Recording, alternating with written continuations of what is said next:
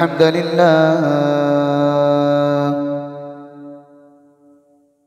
إن الحمد لله نحمده ونستعينه ونستغفره ونؤمن به ونتوكل عليه ونعوذ بالله من شرور أنفسنا ومن سيئات أعمالنا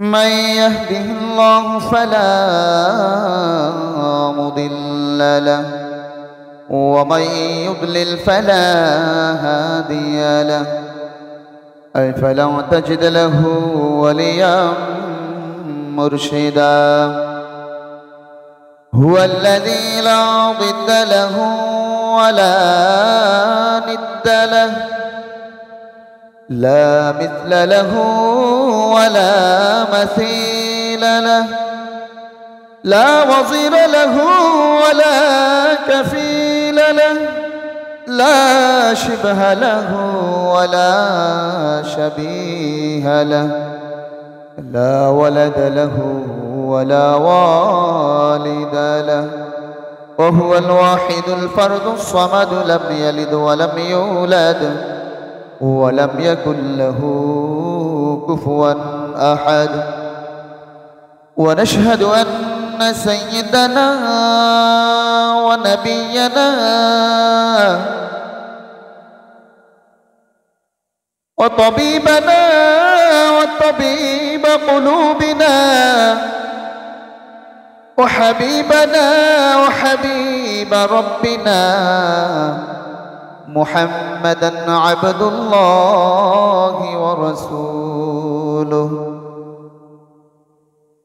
أرسله بالحق بشيرا ونذيرا وداعيا إلى الله بإذنه وسراجا منيرا أما بعد فقد قال الله سبحانه وتعالى في كلامه المجيد وفي فرقانه الحميد شكل محبة الشهيد قلنا أعوذ بالله من الشيطان الرجيم بسم الله الرحمن الرحيم يا أيها الذين آمنوا اتقوا الله وكونوا مع الصادقين وقال تعالى في آية أخرى إنما المؤمنون الذين آمنوا بالله ورسوله ثم لم يرتابوا وجاهدوا بأموالهم وأنفسهم في سبيل الله أولئك هم الصادقون وقال تعالى في شان حبيبه إن الله وملائكته يصلون على النبي يا أيها الذين آمنوا صلوا عليه وسلموا تسليما اللهم صل على سيدنا مولانا محمد وعلى آل سيدنا مولانا محمد হাজার ব্যথা বেদনার পরে ফিরে আসনি তুমি আপন ঘরে দিনের আলো তুমি ছড়িয়ে দিতে চলে গেলে মদিনায় মক্কা ছেড়ে হে রাসূল তোমাকে ভুলি আমি কেমন করে খেয়ে না খেয়ে দিন প্রচারের কাজে নিজেকে দিয়ে ছবি নিয়ে তায়েফের কাফেরেরা চিনল না এ আলো, দুষ্ট ছেলেদের পিছু দিল লেলিয়ে। পাথরের আঘাতে ক্ষত বিক্ষত হয়ে সারা শরীর থেকে রক্ত ঝরে।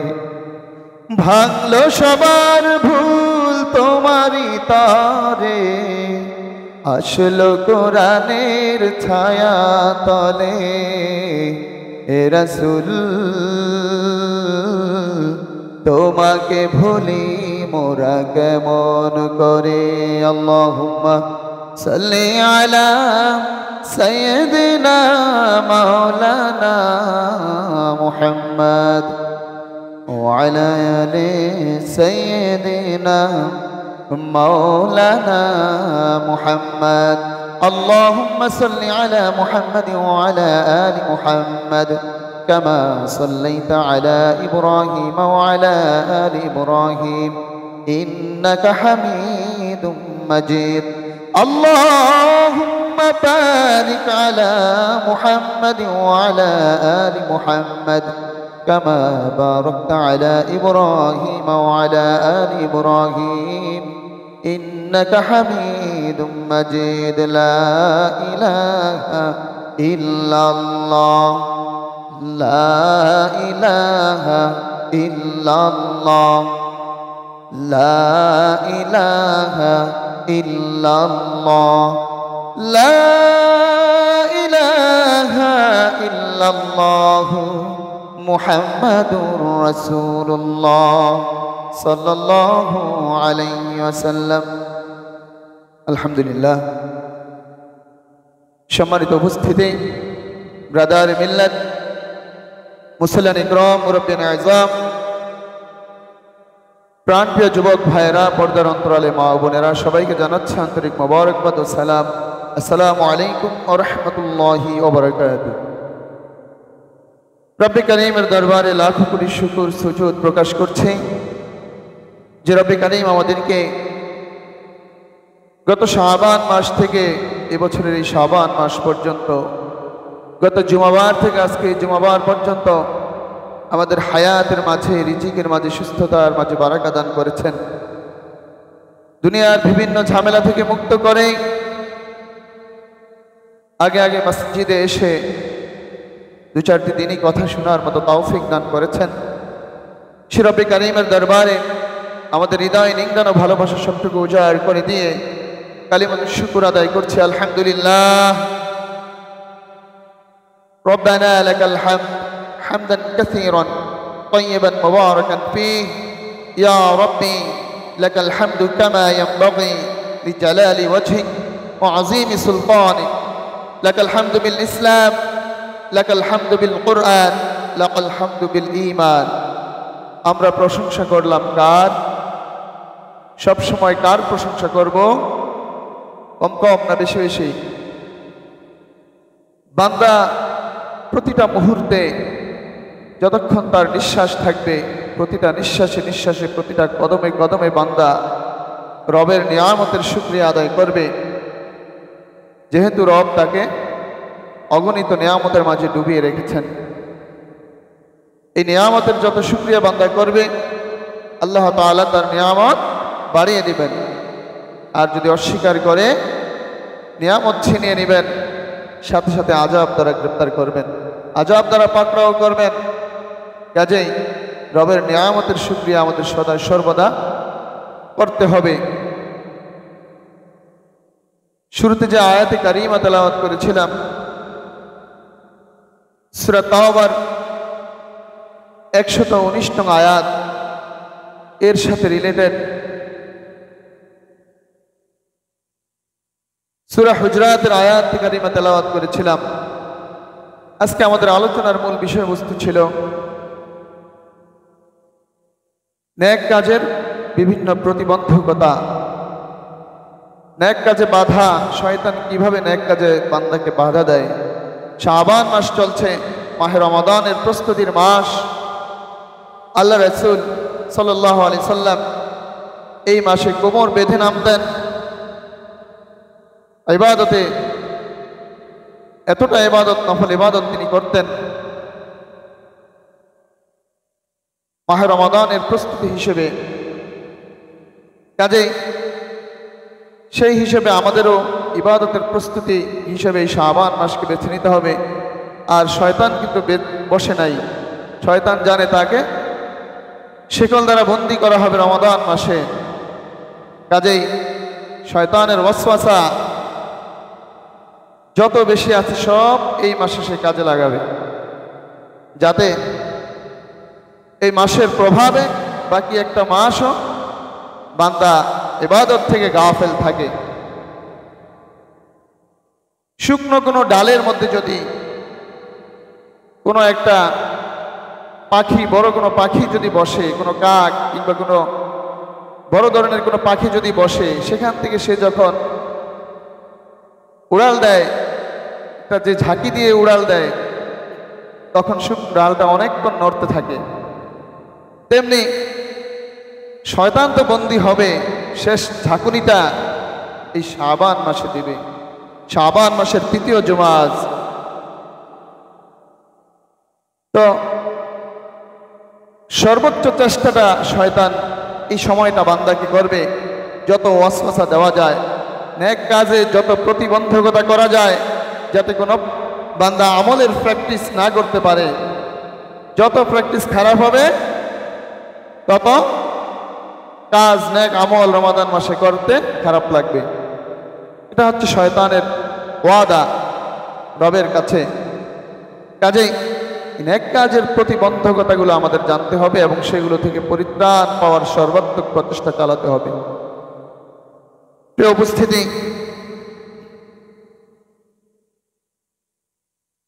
শুরুতে যে আয়াতে কারিমা তেলাওয়াত করেছিলাম, সূরা তাওবার 119 নং আয়াত। আল্লাহ রাব্বুল আলামিন ইজ্জাতুল জালাল কালামে হাকিমে সূরা তাওবায় ঘোষণা করলেন, ইয়া আইয়ুহাল্লাযীনা আমানু তাকুল্লাহ ওয়া কুনু মা'আস সাদিকিন। হে ঈমানদারেরা, তোমরা আল্লাহ তাআলাকে ভয় করো, ওয়া কুনু মা'আস সাদিকিন, আর সত্যবাদীদের সাথে থাকো।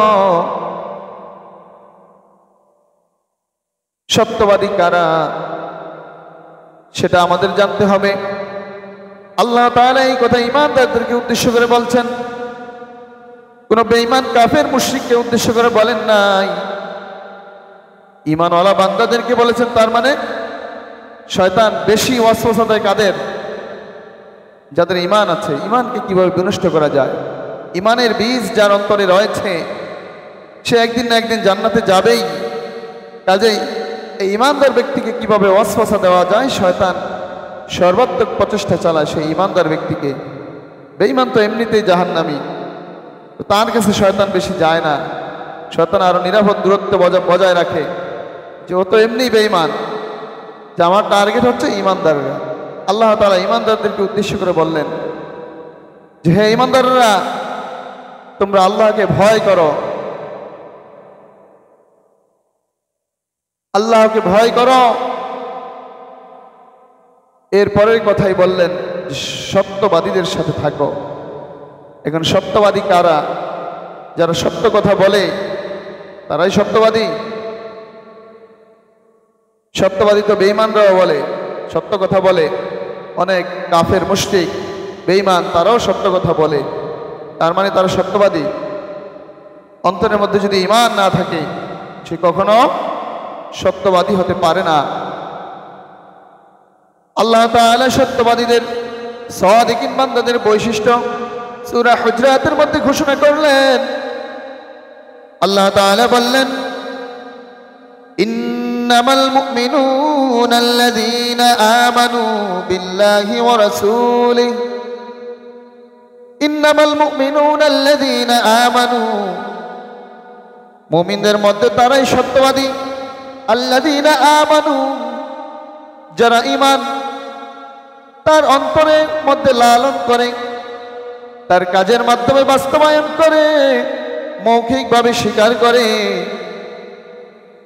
ওয়াত-তাসদীক বিল জিনান ওয়াল ইকরার বিল লিসান ওয়াল আমাল বিল আরকান, ঈমানের এই তিন বৈশিষ্ট্য যারা ধারণ করে, আল্লাহ বললেন আমানু বিল্লাহি ওয়া রাসূলিহি, আল্লাহ এবং তার রাসূলের উপর ঈমান আনে, সুম্মা লাম ইয়ারতাবু, অতঃপর তার উপর অটল থাকে, ইস্তেকামত থাকে, শত বাধা বিপত্তি আসুক, হামলা মামলা আসুক, জেল জুলুম আসুক, কোনো অবস্থাতেই আল্লাহ এবং তার রাসূলের পথ ছাড়ে না, আল্লাহ এবং তার রাসূলের দ্বীন প্রতিষ্ঠা করার জন্য পিছপা হয় না, সকল আন্দোলনে তারা অংশগ্রহণ করে, দ্বীন প্রতিষ্ঠার কাজে সদা সদা তৎপর থাকে।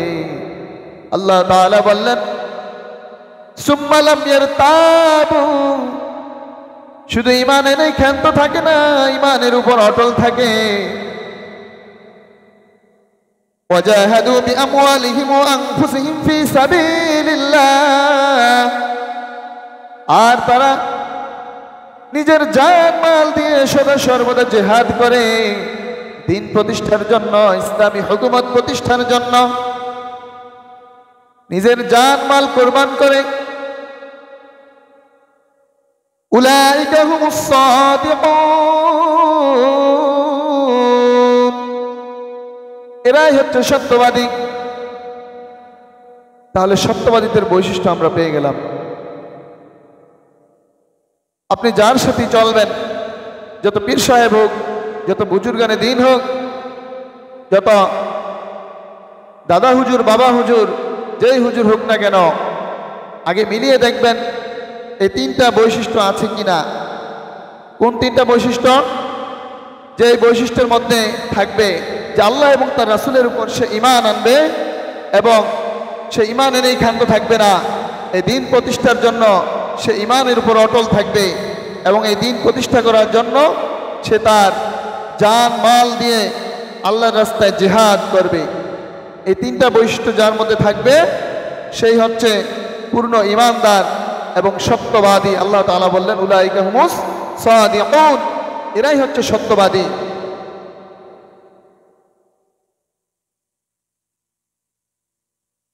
আল্লাহ রাসূলের সময় একটি ঘটনা, আল্লাহ রাসূল সাল্লাল্লাহু আলাইহি সাল্লাম সাহাবা কেরামের মাঝে এই সত্যবাদীদের সাথে থাকার ফজিলত নিয়ে একটা ঘটনা বর্ণনা করলেন। তার পূর্ব যুগের একটি ঘটনা, যেটা মুসলিম শরীফে এসেছে, যে এক ব্যক্তি 100 খুন করার 99টা খুন করার পর সে চিন্তা করলো আমি ভালো হয়ে যাব, কিভাবে ভালো হওয়া যায়। সে আলোচনা করে একজন জ্ঞানী ব্যক্তির কাছে গেল, খ্রিস্টান পাদ্রীর কাছে গেল। সেই পাদ্রী তাকে পরামর্শ দিল যে আপনার কোনো ভালো হওয়ার কোনো পথ নাই, এত খুন করেছেন, অন্যায়ভাবে মানুষ হত্যা, নিশ্চিতভাবে জাহান্নামে যাবেন আপনি। সে ব্যক্তি আশাহত হয়ে সেই ব্যক্তিকেও খুন করে বসলো। 100টা খুন করার পর আবার যখন সে তালাশ করলো যে এমন কোনো বান্দা আছে কিনা যে তাকে সঠিক একটা পথ দেখাবে, একজন মুসলিম মনীষী, একজন মুসলিম জ্ঞানীর কাছে যখন গেলেন, ওই বান্দা, আল্লাহর বান্দা, তাকে বললেন যে কে আছে তোমার তওবার রাস্তা বন্ধ করতে পারে, কে আছে তোমার তওবার রাস্তা বন্ধ করতে পারে। তুমি অমুক এলাকায় চলে যাও যেখানে সত্যবাদীরা থাকে, মুত্তাকি বান্দারা থাকে, কারণ তুমি যে এলাকায় ছিলে বিভিন্ন পাপ কাজে জড়িয়ে গিয়েছ, সে এলাকার মানুষরা খারাপ ছিল, মন্দ ছিল, পাপ কাজে লিপ্ত ছিল। তাদের অনুপ্রেরণায় অনুপ্রাণিত হয়ে তুমি অন্যায়ভাবে মানুষ হত্যা করেছ। লা তাকনাতু মির রাহমাতিল্লাহ, আল্লাহর রহমত থেকে নৈরাশ হয় না। আল্লাহর তওবার রাস্তা রয়েছে, আল্লাহ তাআলা তওবার দরজা খুলে রেখেছেন। তুমি খালেস নিয়তে তওবা করে অমুক এলাকায় চলে যাও যেখানে শুধু মুত্তাকি বান্দারা থাকে। আল্লাহর ওই বান্দা তওবাতুন নাসুহা, একনিষ্ঠ তওবা করে ওই জনপদের দিকে আগাতে লাগলো। পথিমধ্যে আজরাইল মালাকুল মউত চলে আসলো তার জান কবজ করার জন্য। মালাকুল মউতের বিভৎস চেহারা দেখে আল্লাহর ওই বান্দা জমিনে পড়ে গেলেন। এরপর তার চিন্তা আসলো, আমি তো ভালো হওয়ার জন্য অমুক এলাকায় যাচ্ছিলাম, দেহে যতক্ষণ প্রাণ থাকবে চেষ্টা করে যাই যতটুকু যাওয়া যায়। আল্লাহর ওই বান্দা হামাগুড়ি দিয়ে যেতে লাগলো। একটু আগানোর পর মালাকুল মউত তার জান কবজ করে নিয়ে গেল। আল্লাহর ওই বান্দা দুনিয়ার জমিন ছেড়ে চলে গেলেন। বান্দা যখন মারা যায়, বান্দার রূহ নেওয়ার জন্য ইল্লিয়িনের ফেরেশতারা এবং সিজ্জিনের ফেরেশতারা চলে আসে। বান্দা যদি জান্নাতি হয়, বান্দার ওই রূহ ইল্লিয়িনের ফেরেশতারা নিয়ে যায়। আবার যদি বান্দা জাহান্নামী হয়, বান্দার রূহ সিজ্জিনে নিয়ে যাওয়া হয়। এই বান্দা তো সারা জীবন পাপ করেছে, অন্যায়ভাবে মানুষ হত্যা করেছে। এখন তার এই রূহ কোথায় যাবে? সিজ্জিনে না ইল্লিয়িনে? দুই ফেরেশতার মাঝে বাক বিতণ্ডা তৈরি হয়ে গেছে। ইল্লিয়িনের ফেরেশতারা বলছে সে তওবা করেছে, ভালো হওয়ার নিয়তে সে ভালো জনপদের দিকে এগিয়েছে, তার নিয়ত ভালো ছিল, খুলুসিয়ত ছিল, কাজে আমি তার রূহ ইল্লিয়িনের মধ্যে নিয়ে যাব। অপরদিকে সিজ্জিনের ফেরেশতাগণ তার রূহকে সিজ্জিনে নিয়ে যাওয়ার চেষ্টা করছেন, কারণ সে সারা জীবন পাপ করেছে। আল্লাহ তাআলা অপর এক ফেরেশতা পাঠালেন এবং সেই ফেরেশতা ঘোষণা দিয়ে বললেন যে তোমরা পরিমাপ করে দেখো যে এই বান্দা কতটুকু পথ ভালো হওয়ার দিকে গিয়েছিল। পরিমাপ করে দেখা গেল সামান্য পরিমাণ সে ওই জনপদের দিকে এগিয়ে গিয়েছিল। এরপর আল্লাহর ওই বান্দার রূহ ফয়সালা হয়ে গেল, ইল্লিয়িনের ফেরেশতারা নিয়ে গেল। সুবহানাল্লাহ। অর্থাৎ ওই যে সামান্য একটু প্রচেষ্টা ছিল ভালো হওয়ার, আজকে আমাদের সেই চিন্তাটাও আসে না। পাপ কাজ করতে করতে করতে করতে কলবটাকে আমরা এমন অবস্থায় ফেলে দেই, নোংরা ময়লা আবর্জনায় ভরপুর হয়ে থাকে আমাদের এই কলব। আল্লাহ রাসূল বলেছেন দেহের একটা মাংসপিণ্ড রয়েছে যেটা নষ্ট হয়ে গেলে বান্দার সমস্ত শরীর নষ্ট হয়ে যায়, তার আমল বরবাদ হয়ে যায়। আর যেটা ভালো হয়ে গেলে তার পুরো শরীর পবিত্র, তার আমলগুলো আল্লাহ তাআলার কাছে কবুল হয়। সেটা হচ্ছে কলব। এই কলবকে আমরা নষ্ট করে ফেলছি। একবারও আমরা চিন্তা করি না, শুধু আজকে না কালকে না পরশু আমল করব। এই যে আগামীর চক্করে আমরা পড়ে গিয়েছি, আগামীর চক্করে আমরা নিজেদেরকে ফেলে দিয়েছি। এমনিভাবে চলতে চলতে এক সময় মৃত্যুর সময় চলে আসবে, তখন আফসোস করে কোনো কাজ হবে না। আলহাকুমুত তাকাসুরু হাত্তা যুরতুমুল মাকাবির। দুনিয়ার প্রাচুর্যতা আমাদেরকে মোহচ্ছন্ন করে রেখেছে। যতক্ষণ না আমরা কবর পর্যন্ত পৌঁছে যাই তখন আমাদের হুঁশ ফিরে আসে, কিন্তু ওই হুঁশ আসলে কোনো কাজ হবে না। তো নেক কাজের প্রতিবন্ধকতার অন্যতম একটি প্রতিবন্ধকতা হচ্ছে শয়তান বান্দাকে আমলে সালেহ করতে বাধা দিবে, সৎ বান্দাদের সাথে মিশতে বাধা দিবে, খারাপ বন্ধুদের সাথে যারা সবসময় পাপ কাজে লিপ্ত থাকে, রবের হুকুম পালন করে না, তাদের সাথে বন্ধুত্ব তৈরি করার প্ররোচনা দিবে শয়তান। শাবান মাস চলছে, কাজেই আমাদের চিন্তার বিষয় যে আমাদের বন্ধুত্বটা কার সাথে গড়ে উঠছে। ইমানদার আমলদার বান্দাদের সাথে কতটুকু আমাদের বন্ধুত্ব তৈরি হচ্ছে, মেলামেশা মুআমালাত মুআশরাত হচ্ছে, এটা চিন্তার বিষয়। আমাদের পরিত্রাণ পেতে হবে এ থেকে। নেক কাজের প্রতিবন্ধকতার 2 নম্বর বৈশিষ্ট্য হচ্ছে শয়তানের কুমন্ত্রণায় পড়া। শয়তান বান্দাকে এমনভাবে কুমন্ত্রণা দেয়, এমনভাবে ওয়াসওয়াসা দেয়, আগামীর চক্করে সদা সর্বদা তৎপর রাখে। আল্লাহ তাআলা ঘোষণা দিয়েছেন, ইন্নাহু লাকুম আদুউম মুবিন, নিঃসন্দেহে শয়তান হচ্ছে প্রকাশ্য শত্রু। সে আদম আলাইহিস সালাম থেকে শুরু করে আজ পর্যন্ত শয়তান এই বনি আদমকে ওয়াসওয়াসা দিয়েই যাচ্ছে। এটা হচ্ছে তার আল্লাহ তাআলার সাথে ওয়াদা। রব্বুল আলামিন ঘোষণা দিয়ে বলেন, ইয়া আইয়ুহাল্লাযীনা আমানু লা তাত্তাবিউ খুতুওয়াতিশ শাইতান ওয়া মান ইয়াত্তাবি' খুতুওয়াতিশ শাইতান ফাইন্নাহু ইয়া'মুরু বিল ফাহশাই ওয়াল মুনকার ওয়ালাউলা ফাদলুল্লাহি আলাইকুম ওয়া রাহমাহ। আল্লাহ তাআলা ঘোষণা দিলেন, হে ঈমানদারেরা, তোমরা শয়তানের পদাঙ্ক পথ অনুসরণ করো না। নিঃসন্দেহে শয়তান মানুষকে খারাপ কাজে, ফাহিশা কাজের নির্দেশ দেয়। ওয়ালাউলা ফাদলুল্লাহি আলাইকুম ওয়া রাহমাতুহু,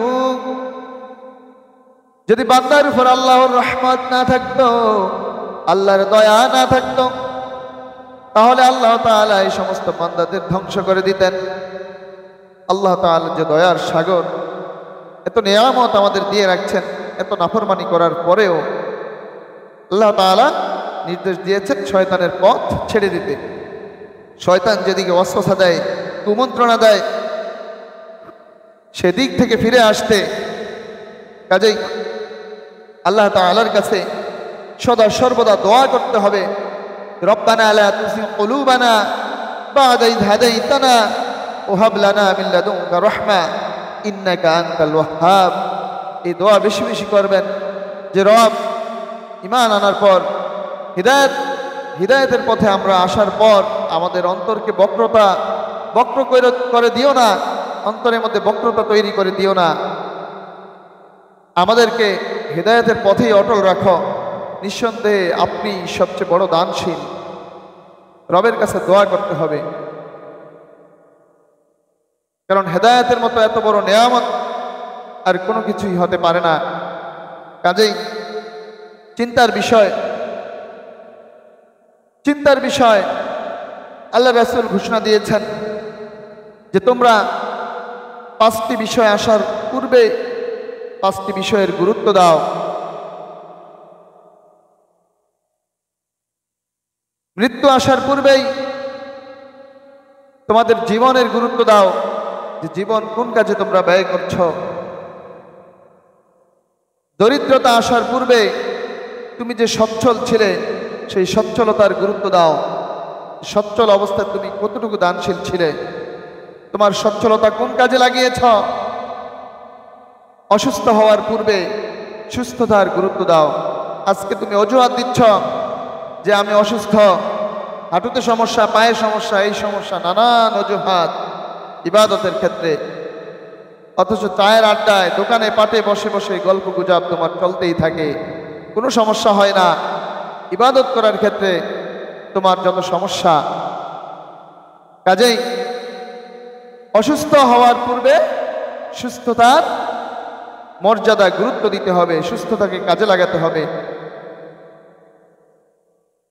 এমনিভাবে বার্ধক্য আসার পূর্বেই যৌবনকালের গুরুত্ব দিতে হবে। যৌবনকালের ইবাদত সবচেয়ে বেশি গ্রহণযোগ্য, কারণ এই সময়টাতে পাক পবিত্র থাকা সহজ হয়। বৃদ্ধ বয়সে অনেক মানুষের এই পাক পবিত্র থাকতে সমস্যা হয়, বিভিন্ন ধরনের সমস্যায় জর্জরিত থাকে। তখনকার ইবাদতের চেয়ে যৌবনকালের যুবক বয়সের ইবাদত বেশি গ্রহণযোগ্য। কাজেই যুবক ভাইয়েরা যারা আছেন, এই সময়টার গুরুত্ব আপনারা দিবেন খুব বেশি বেশি। কাজেই আল্লাহ রাসূলের এই ঘোষণা আমাদের মানতে হবে। এরপর নেক কাজের প্রতিবন্ধকতার 3 নম্বর বৈশিষ্ট্য হচ্ছে বান্দাকে পরকাল সম্পর্কে উদাসীন করে তোলা। পরকালের কোনো চিন্তা নাই, চেতনা নাই যে পরকালে রবের সামনে দাঁড়াতে হবে, রবের সম্মুখে দাঁড়াতে হবে। এই চিন্তা তাদের একবারও আসে না যে রবের কাছে তাদের জবাব দিতে হবে। আল্লাহ রাব্বুল আলামিন সূরা ৩ এর মধ্যে অনেকগুলো পবিত্র স্থানের কসম খেয়ে বলেছেন, ওয়াত-তিনি ওয়াজ-যাইতুন ওয়া তুরি সিনিন ওয়া হাযাল বালাদিল আমিন। আল্লাহ তাআলা তিন ফল এবং জাইতুন ফলের এবং তুর সিনাই পর্বতের এবং পবিত্র কাবা ঘরের মক্কা নগরীর এই তিনটা স্থানের কসম খেয়ে বললেন। তিন এবং জাইতুন ফল সবচাইতে বেশি হয় বাইতুল মুকাদ্দাসের এরিয়ায়, সবচাইতে বেশি নবী রাসূল আল্লাহ তাআলা ওই এলাকায় প্রেরণ করেছেন। বাইতুল মাকদাস সেই স্থান, আর তুর সিনা হচ্ছে মুসা আলাইহিস সালামের নবুয়ত লাভের স্থান, তাওরাত কিতাব যেখানে নাজিল হয়েছিল সেই পবিত্র স্থান। আর ওয়াহাজাল বালাদিল আমিন দ্বারা পবিত্র নগরী মক্কা নগরীকে বোঝানো হয়েছে। এই তিনটা পবিত্র স্থানের কসম খেয়ে আল্লাহ তাআলা বললেন, লাকাদ খালাকনাল ইনসানা ফি আহসানি তাকওয়িম, নিঃসন্দেহে আমি বান্দাকে উত্তম আকৃতিতে তৈরি করেছি। এমন আকৃতি দুনিয়ার সমস্ত প্রাণীকে, সমস্ত জীবজন্তুকে, যত মাখলুকাত আছে সকল মাখলুকাতকে নিম্নমুখী করে সৃষ্টি করেছি। কিন্তু বান্দাকে, মানুষকে আমি এমনভাবে এত সুন্দর আকৃতি দিয়ে তৈরি করেছি, তার প্রতিটা অংশে আমার নিয়ামত ভরপুর, তাকে ঊর্ধ্বমুখী করে বানিয়েছি। তার নিজ হাত দ্বারা তার সকল অঙ্গ প্রত্যঙ্গের ব্যবহার আমি করে দিয়েছি। এত নিয়ামত আমি দান করেছি। আল্লাহ তাআলা বললেন, সুম্মা রাদাদনাহু আসফালা সাফিলিন, এত সুন্দর আকৃতি দেওয়ার পর আবার পুনরায় তাদেরকে নিম্ন থেকে নিম্নতম স্থানে পৌঁছে দিয়েছি, বার্ধক্যে উপনীত করে দিয়েছি। এক সময়ের যে টসটস শরীর, যৌবন, সেই সময় অতিবাহিত হওয়ার পর চামড়াকে কুচকে দাড়ি চুল পেক পাকিয়ে এমন অবস্থায় করে দিয়েছি, দাঁতগুলো খসিয়ে দিয়ে এমন অবস্থায় পৌঁছে দিয়েছি। বান্দা, কিসের অহংকার তোমার? কিসের অহংকার? কাজেই ইল্লাল্লাযীনা আমানু ওয়া আমিলুস সালিহাতি ফালাহুম আজরুন গায়রু মামনুন, তারা ব্যতীত যারা ঈমান আনে আমলে সালেহ করে তাদের জন্য রয়েছে মহা পুরস্কার। ফামা ইউকাযযিবুকা বা'দু বিদ্দীন, এত কিছুর পরেও কিসে তোমাকে পরকাল সম্পর্কে উদাসীন করে রাখে? এত নিয়ামত তোমাকে দিয়েছি, তোমার যৌবনকাল আবার ধ্বংস করে দিয়ে আবার তোমাকে বৃদ্ধে উপনীত করে দিয়েছি। সুম্মা ইউমীতুকুম সুম্মা ইউহয়ীকুম সুম্মা ইলাইহি তুরজাউন, তোমার মৃত্যুর পর তোমার জীবিত হওয়ার ব্যবস্থা করে দিয়েছি, আবার আমার দিকে প্রত্যাবর্তন স্থল বানিয়ে দিয়েছি। কাজে কিসের এত অহংকার? কিসের এত অহংকার? আল্লাহ তাআলা ঘোষণা করলেন যে এত কিছুর পরেও তুমি পরকাল সম্পর্কে গাফেল থাকো, আমার সম্মুখে যে দাঁড়াতে হবে এই সম্পর্কে তুমি উদাসীন থাকো।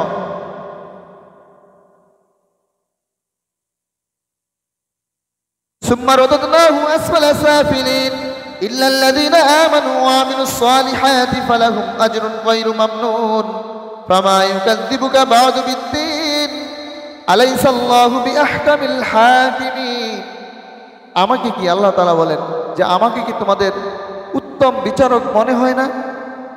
যে আমার কাছে যে তোমাদের হিসাব দিতে হবে, আমি যে বিচার করব, আমাকে কি তোমাদের উত্তম বিচারক মনে হয় না? প্রশ্নবোধক চিহ্ন দিয়ে আল্লাহ তাআলা বললেন। এমনি ভাবে আল্লাহ তাআলা ঘোষণা করলেন, ফাযাক্কির ইন্নামা আনতা মুযাক্কির, হে রাসূল, রাসূলের উত্তরসূরিরা, যে আপনারা শুধু উপদেশ দিয়ে যান, আপনাদের দায়িত্ব শুধু উপদেশ দিয়ে যাওয়া। লাস্তা আলাইহিম বিমুসাইতির, আপনাদেরকে তাদের উপরে খবরদারি করে পাঠানো হয় নাই, শুধু উপদেশ দেওয়ার জন্য পাঠানো হয়েছে। ইল্লা মান তাওয়াল্লা ওয়া কাফার, এরপরেও যারা কুফরি করে মুখ ফিরিয়ে নেবে। ইল্লা মান তাওয়াল্লা ওয়া কাফার ফায়ুআযিবুহুল্লাহুল আযাবাল আকবার, তাদের জন্য রয়েছে যন্ত্রণাদায়ক মহাশাস্তি। তারা জেনে রাখো আমার আযাব বড় কঠিন। ইন্না ইলাইনা ইয়াবাহুম সুম্মা ইন্না আলাইনা হিসাবাহুম, যে তোমাদেরকে আমার নিকট ফিরে আসতে হবে, প্রত্যাবর্তন স্থল হচ্ছে আমার নিকট, আর আমি সেদিন হিসাব নেব। কাজে খুব সাবধান। এত কিছুর পরেও পরকাল সম্পর্কে কেন উদাসীন থাকবে তুমি? তো শয়তান এই প্রতিবন্ধকতা তৈরি করে দেয় বান্দাকে, যে পরকাল সম্পর্কে সে গাফেল থাকবে। আরে অনেক হায়াত আছে, মাত্র তো যুবক বয়স, একটু মৌজ মাস্তি করে নাও, এরপর আমল করবা। ঘুরো ফিরো, খাও দাও, ফুর্তি করো, এরপর আমল করবা। শেষ বয়সে গিয়ে চুল যখন পাকবে, দাড়ি যখন পাকবে, তখন আমল করবে। অনেক সময় পরে রয়েছে। এমন ওয়াসওয়াসা শয়তান দিবে, আর সেই সময়টা এই শাবান মাসে সবচাইতে বেশি দিবে। সামনে রমাদান, বান্দা রমাদানের প্রস্তুতি নিবে, আমল করবে, শয়তান বাধা দিবে। কাজেই এই শয়তানের ওয়াসওয়াসা থেকে আমাদের বিরত থাকতে হবে। নেক কাজে প্রতিবন্ধকতার অন্যতম আরেকটি বৈশিষ্ট্য হচ্ছে হকের পথে ডাকে না, নিজে হকের পথে চলে না। আবার অন্য কোনো মানুষ যখন হক পথে ডাকে তাদেরকে বাধা দেয়। এমন আছে না নাই? দাওয়াতি কাজে বাধা দেয়। আসছে সুফি, দরবেশ, মৌলবাদী, বিভিন্ন নাম উপাধি দিয়ে কটাক্ষ করে যে নিজের চরকে তেল দাও, আমরা আমাদের ইবাদত করব, যে আমার হিসাব আমি দেব, তোমাদের চিন্তা তুমি করো। দাওয়াত দিতে গেলে এরূপ কথা বলে। এরূপ আছে না নাই? আছে। কাজেই এদের ব্যাপারে খুব সাবধান থাকতে হবে। আল্লাহ তাআলা বলেন, وَإِذَا قِيلَ لَهُمْ آمِنُوا كَمَا آمَنَ النَّاسُ قَالُوا أَنُؤْمِنُ كَمَا آمَنَ السُّفَهَاءُ। এক শ্রেণীর বান্দা রয়েছে, নাম মুসলমান, নামে মুসলমান, তাদের কাছে যখন বলা হয় তোমরা ইমানদারদের মতো চলো, ইমান আনো, কামা আমানান নাস, ইমানদাররা যেভাবে ইমান এনেছে, যেভাবে আমল করেছে, সেভাবে আমল করো। ক্বালু, তারা বলে, আনুমিনু কামা আমানাস সুফাহা, আমরাও কি ওইসব কাঠমোল্লাদের মতো, ওইসব নির্বোধদের মতো, ওইসব বোকাদের মতো ইমান আনবো, আমল করবো? এমনি ভাবে নির্বোধ বলে গালি দেয়, বোকা বলে গালি দেয়। আল্লাহ তাআলা বলেন, কুনতুম খায়রা উম্মাতিন উখরিজাত লিন-নাস তা'মুরুনা বিল মা'রুফ ওয়া তানহাউনা আনিল মুনকার ওয়া তু'মিনুনা বিল্লাহ। কুনতুম খায়রা উম্মাতিন উখরিজাত লিন-নাস, যে তোমাদেরকে উত্তম জাতি হিসেবে প্রেরণ করা হয়েছে মানুষদের মধ্য থেকে। আমাদের এই শেষ জামানার এই উম্মতদেরকে আল্লাহ তাআলা উদ্দেশ্য করে বলেছেন যে তোমাদেরকে প্রেরণ করা হয়েছে উত্তম জাতি হিসেবে। যত জাতি রয়েছে, যত কওম রয়েছে, সব কওমের মধ্যে উত্তম কওম হচ্ছে শেষ জামানার উম্মতরা। আল্লাহ তাআলা বললেন তোমাদেরকে উত্তম জাতি হিসেবে প্রেরণ করা হয়েছে তিনটা কারণে। কয়টা কারণে? তিনটা কারণে। তা'মুরুনা বিল মা'রুফ, তোমরা মানুষকে সৎ কাজে আহ্বান করবে, সৎ কাজের আদেশ দিবে। ওয়া তানহাউনা আনিল মুনকার, মন্দ কাজে বাধা দিবে। ওয়া তু'মিনুনা বিল্লাহ, আর আল্লাহ তাআলার উপর ঈমান আনবে। এই তিনটা বৈশিষ্ট্য আল্লাহ তাআলা বললেন, এই তিনটা বৈশিষ্ট্য যদি তোমরা ধারণ করতে পারো তবে তোমরা শ্রেষ্ঠ উম্মত, শ্রেষ্ঠ জাতি বলে বিবেচিত হবে। অথচ যখন কেউ সৎ কাজে আদেশ দিতে যায় তখন তাকে এভাবে কটাক্ষ করা হয়। অসৎ কাজে বাধা দেওয়া এটা তো আরো কঠিন কাজ। জেল জুলুম হামলা মামলা, আক্রমণ, নানানভাবে তাকে পাকড়াও করা হয়। অথচ এই যারা আল্লাহ তাআলার এই কথা বলে, দ্বীনের কথা বলে, রাসূলের পথে চলে, এরা আল্লাহর রাস্তায় অটল থাকে, আল্লাহ তাআলা এদের জন্য জান্নাত ঘোষণা করেছেন, এদেরকে সাদিকিন বান্দা হিসেবে আখ্যায়িত করেছেন। যারা আল্লাহর পথে চলে, আল্লাহর কথা বলে, আল্লাহকে ভালোবেসে সপেছে জীবন, তাদের কিসের ভয়, এ করে পরাজয়, শহীদি তামান্নাতে নাচে তার মন। যারা আল্লাহর পথে চলে, আল্লাহর কথা বলে, আল্লাহকে ভালোবেসে সপেছে জীবন, আসনাহনার গানে ভুলে না হৃদয় তার, কালিমার মেশক মাখা হৃদয় রয়েছে যা, সব পিছু টান ভুলে জিহাদের কথা বলে, সে তো তার ঈমান বলে। যারা আল্লাহর পথে চলে, আল্লাহর কথা বলে, আল্লাহকে ভালোবেসে সপেছে জীবন, লালসার কাছে কভু হয় না কো পরাজয়, জীবন বিলিয়ে সে তো জান্নাত করে ক্রয়। মৃত্যুর মুখোমুখি দাঁড়িয়েও যারা সুখী, সে তো তার ঈমান বলে। যারা আল্লাহর পথে চলে, আল্লাহর কথা বলে, আল্লাহকে ভালোবেসে সপেছে জীবন। ঠিক কিনা? দাওয়াতি কাজ করা যাবে, আল্লাহর কথার, আল্লাহর দ্বীন প্রচারের, ইসলামী হুকুমত প্রতিষ্ঠার কাজ করা যাবে। যদি সেটা করা যায় তাহলে ইসলামী হুকুমত প্রতিষ্ঠার জন্য আপনাকে, আমাকে, সবাইকে সদা তৎপর থাকতে হবে। সবকিছু সহজ হয়ে যাবে যখন রাষ্ট্র ধর্ম ইসলাম হয়ে যাবে, যখন ইসলামের হুকুমত কায়েম হয়ে যাবে, সংবিধান কোরআন অনুযায়ী হয়ে যাবে, তখন প্রত্যেকটা ইবাদত বান্দা এমনিতেই করবে, অন্যান্য কাজ যেভাবে স্বাভাবিকভাবে করে।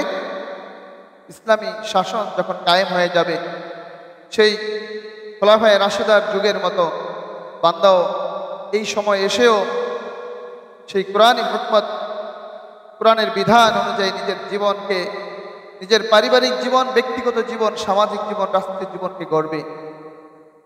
কাজেই সেই চিন্তা, সেই ফিকির থাকতে হবে সদা সর্বদা, এই বিষয়ে আমাদের তৎপর থাকতে হবে। নেক কাজে প্রতিবন্ধকতার এটা অন্যতম কারণ, কারণ শয়তান বাধা দিবে। শয়তান বাধা দিবে যে যেভাবেই হোক, যে দাওয়াতি কাজে বা ইসলামী রাষ্ট্র প্রতিষ্ঠা হোক, এটা শয়তান কোনোভাবে চাইবে না। আপনার মস্তিষ্কে সেই বীজ ঢুকিয়ে দিবে যে না, ইসলামী রাষ্ট্র হতে পারবে না এই দেশ। চিন্তার বিষয়, ফিকির করতে হবে আমাদেরকে। নেক কাজে প্রতিবন্ধকতার অন্যতম আরেকটি কারণ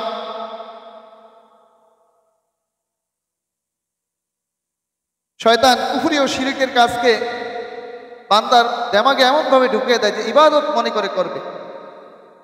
সে করতেছে কুফরি শিরকের কাজ, কিন্তু সে এটাকে ইবাদত মনে করে করে, ভালো মনে করে করে। সে জানেই না যে সে যে শিরিক করছে, কুফরি করছে। কাজে খুব সাবধান। এই ব্যাপারে সবচেয়ে ক্ষতিগ্রস্ত ওই ব্যক্তি যার আমলগুলো দুনিয়ার জমিনে বিনষ্ট হয়ে গিয়েছে, অথচ সে দুনিয়াতে অনেক আমল করে গিয়েছে, সে জানে সে অনেক আমলদার। আল্লাহ তাআলা সূরা কাহাফের মধ্যে ঘোষণা দিলেন, আফা হাসিবাল্লাযীনা কাফারু আইয়াত্তাখিযু ইবাদি মিন দুনি আউলিয়া। আফা হাসিবাল্লাযীনা, তারা কি ধারণা করেছে, আল্লাযীনা কাফারু, যারা কুফরি করছে, আইয়াত্তাখিযু, এবং গ্রহণ করছে, ইবাদি, আমার বান্দাদের মধ্য থেকে কোনো বান্দাকে, মিন দুনি আউলিয়া, অভিভাবক হিসেবে, ওলি হিসেবে, ওসিলা হিসেবে। অর্থাৎ আল্লাহ তাআলা বললেন যে তারা কি ধারণা করেছে, আফা হাসিবাল্লাযীনা, তারা কি ধারণা করেছে যে কাফারু, তারা আমাকে অস্বীকার করে, আমার কাছে চাওয়া থেকে বিরত থেকে, আমাকে সেজদা করা থেকে বিরত থেকে, এমন কাউকে অভিভাবক রূপে, এমন কাউকে ওলি হিসেবে, অভিভাবক হিসেবে গ্রহণ করার পর তারা কি এটা ধারণা করেছে যে আমি তাদেরকে এমনি এমনি ছেড়ে দেব? আল্লাহ তাআলা বললেন, ইন্না আ'তাদনা জাহান্নামা লিল কাফিরিনা নুজুলা। আল্লাহ তাআলা ঘোষণা করলেন, নিঃসন্দেহে আমি তাদের জন্য আ'তাদনা, প্রস্তুত করে রেখেছি, তাদের আপ্যায়নের জন্য, জাহান্নামা, জাহান্নাম, লিল কাফিরিনা নুজুলা, এই সমস্ত অস্বীকারী শিরককারীদের জন্য আমি জাহান্নাম বানিয়ে রেখেছি, প্রস্তুত করে রেখেছি তাদের আপ্যায়নের জন্য। কুল হাল নুনাব্বিউকুম বিল আখসারিনা আমালা, আমি কি সেই সংবাদ দিব না, আমি কি তাদেরকে এই ধারণা, এই সংবাদ বলে দিব না, বিল আখসারিনা, যারা সবচেয়ে বেশি ক্ষতিগ্রস্ত, আমালা, আমলের দিক থেকে, যে কোন বান্দারা আমলের দিক থেকে সবচেয়ে ক্ষতিগ্রস্ত, আমি কি এটা বলে দিব না? না বললে কিভাবে সতর্ক থাকবে? আল্লাহ তাআলা ঘোষণা দিলেন, আল্লাযীনা দাল্লা সা'য়ুহুম ফিল হায়াতিদ দুনিয়া ওয়া হুম ইয়াহসাবুনা আন্নাহুম ইহসিনুনা সুনআ। আল্লাযীনা, যারা, দাল্লা সা'য়ুহুম, যাদের আমলগুলো ব্যর্থ হয়ে গিয়েছে, ফিল হায়াতিদ দুনিয়া, দুনিয়ার জীবনে তারা অনেক আমল করেছিল, ওয়া হুম ইয়াহসাবুনা আন্নাহুম ইহসিনুনা সুনআ, অথচ তারা ধারণা করেছিল, তারা মনে করেছিল তারা অনেক আমলদার, এই আমল দিয়ে তারা জান্নাতে চলে যাবে। মাজারেও সেজদা দিয়েছে, মসজিদেও সেজদা দিয়েছে, বাবার কদমেও সেজদা দিয়েছে, রবের কদমেও সেজদা দিয়েছে, সুদও খেয়েছে, ঘুষও খেয়েছে, হালালও খেয়েছে, সব কিছু মিশ্রণ করে ফেলেছে। তারা ধারণা করেছে, তারা কি ধারণা করেছে? আল্লাহ তাআলা বললেন যে তারা কি ধারণা করেছে যে তাদেরকে আমি এমনি এমনি ছেড়ে দেব, তাদের জন্য জাহান্নাম প্রস্তুত করে রাখা হয়েছে। আর তারা সবচাইতে বেশি ক্ষতিগ্রস্ত, দুনিয়ার জীবনে তারা সবচাইতে বেশি আমল করার পরেও তাদের আমলগুলো ধ্বংস হয়ে গিয়েছে, বিনষ্ট হয়ে গিয়েছে। অথচ তারা মনে করেছিল যে এই আমল দিয়ে তারা পার পেয়ে যাবে, তারা অনেক আমলদার। উলাইকা আল্লাযীনা কাফারু বিআয়াতি রাব্বিহিম ওয়া লিকাইহি ফাহাবিতাত আমালুহুম ফালা নুকীমু লাহুম ইয়াওমাল কিয়ামাতি ওয়াজনা। আল্লাহ তাআলা বললেন, উলাইকা আল্লাযীনা কাফারু, এরাই সেই সমস্ত লোক, কাফারু, যারা কুফরি করে, বিআয়াতি রাব্বিহিম, আমার আয়াতের, আমার নিদর্শন সমূহের। মৌখিকভাবে অস্বীকার করলে যে কাফের হয় এমনটা নয়, আপনি আমলের মাধ্যমে, কাজের মাধ্যমে যদি অস্বীকার করেন, মুখে আপনি স্বীকার করলেন মানি, কোরআন মানি, সব কিছু মানি, আল্লাহর হুকুম সব কিছু মানি, কিন্তু কাজের দ্বারা আপনি প্রমাণ করলেন না, হ্যাঁ, কাজের সময় সব অস্বীকার, আল্লাহর নাফরমানি কাজ করলেন, তো এটা কি আপনার স্বীকারের কোনো নমুনা হলো? আল্লাহ তাআলা বললেন যে এরা হচ্ছে ওই সমস্ত অস্বীকারী, কাফের, বিআয়াতি রাব্বিহিম, যারা আল্লাহ তাআলার আয়াতের অস্বীকার করেছে, আয়াতের উপর আমল করে নাই। ওয়া লিকাইহি, আমার সাক্ষাৎ পরকালে যে আমার সামনে দণ্ডায়মান হতে হবে, বিচারের মুখোমুখি হতে হবে, এটাকে যারা অস্বীকার করেছে, এই ভয় যারা অন্তরে লালন করে নাই, ফাহাবিতাত আমালুহুম, তাদের আমলগুলো ধ্বংস হয়ে গিয়েছে। ফালা নুকীমু লাহুম ইয়াওমাল কিয়ামাতি ওয়াজনা, আমি তাদের জন্য কোনো ওজনের ব্যবস্থা রাখবো না, মিজানের পাল্লা তাদের জন্য কিয়ামতের দিনে রাখবো না, বিনা হিসেবে জাহান্নাম, মিজানের পাল্লাই নেই তাদের জন্য। পাল্লা থাকলে তো নেক কাজ, বদ কাজ যা আছে সেটা মাপা হবে, ওই মিজানের পাল্লাই আল্লাহ তাআলা তাদের জন্য রাখবে না, বিনা হিসেবে জাহান্নাম। যারা যে আল্লাহকে বাদ দিয়ে অন্য কাউকে অলি হিসেবে, অভিভাবক হিসেবে নিয়েছে এবং সেটাই তাদের চূড়ান্ত নাজাতের মাধ্যম মনে করে নিয়েছে, তাদের ব্যাপারে আল্লাহ তাআলার এই আয়াত যে আপনি কুফরি করবেন, শিরক কাজ করবেন, আবার এটাকে ইবাদত মনে করে করবেন। কাজেই শয়তান আপনাকে এইভাবে ওয়াসওয়াসা দিতে থাকবে, কারণ কোনোভাবে যাতে আপনি ঈমান এবং শিরক থেকে বেরিয়ে আসতে না পারেন। কারণ যদি ঈমানদার হয়ে যান তাহলে তো আপনার জন্য সেই জান্নাতুল ফেরদাউসের ব্যবস্থা আল্লাহ তাআলা রেখে দিয়েছেন। কাজেই আল্লাহ তাআলা যতগুলো বিধান আমাদের জন্য আল্লাহ রাসূলের মাধ্যমে দিয়েছেন সেটা আমাদের পুঙ্খানুপুঙ্খভাবে আমল করতে হবে।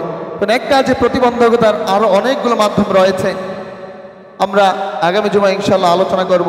তো যেই কয়টা ধাপ প্রতিবন্ধকতা আমরা আলোচনা করলাম, জানলাম যে এই বিষয় থেকে আমাদেরকে এই শাবান মাসে খুব সতর্ক থাকতে হবে।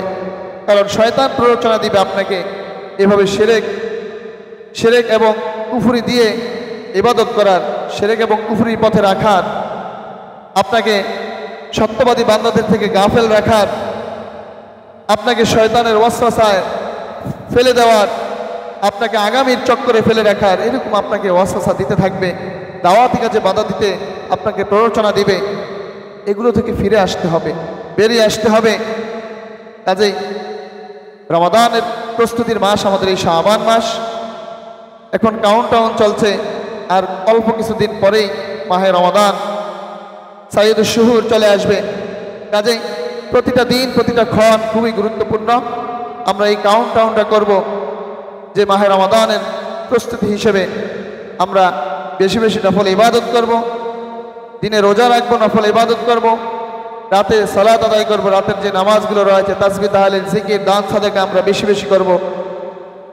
এরপর মা বোনদের যাদের কাজা রোজাগুলো রয়েছে, কাজা রোজাগুলো আপনারা এই মাসে আপনারা শেষ করে ফেলবেন, এই শাবান মাসেই, যেহেতু সামনে আবার আমাদের রমাদান চলে আসতেছে।